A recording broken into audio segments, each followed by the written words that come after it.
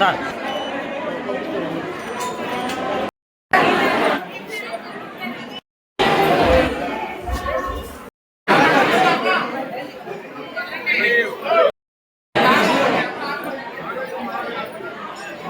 నడిపే కిషోర్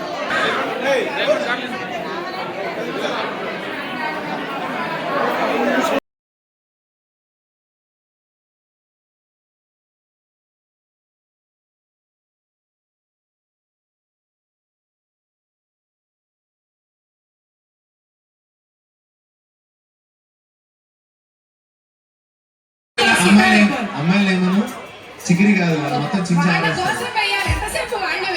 అయినా మా వాళ్ళు రారు ఇంకా చూడండి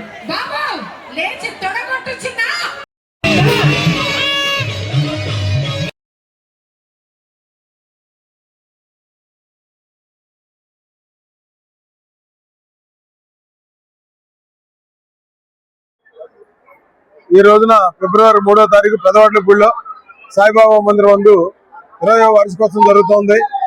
ఈ వార్షికోత్సవానికి దాదాపుగా 1,00,000 మంది భక్తులు, అదేవిధంగా 50,000 నుంచి 70,000 వరకు అన్నదానం. మరి ఉదయం 5 గంటల దగ్గర నుంచి హారతితో మొదలుపెట్టి ఆ తర్వాత అభిషేకం, పాలతో అభిషేకం, ఆ తర్వాత అన్నాభిషేకం, ఆ తర్వాత అలంకరణ.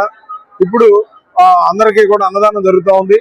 దీనికి మంత్రులు, ఎమ్మెల్యేలు, ఎంపీలు, అదేవిధంగా ఐఏఎస్లు, ఐపీఎస్లు కూడా రావడం జరుగుతుంది. కొంతమంది విదేశాల నుంచి కూడా ఈ కార్యక్రమానికి సాయిబాబా వారి యొక్క ఈ వార్షికోత్సవం రావాలని చెప్పి దీనికోసం వచ్చిన వాళ్ళు ఉన్నారు. అదేవిధంగా ఇక్కడ గోశాలను పెడతాం.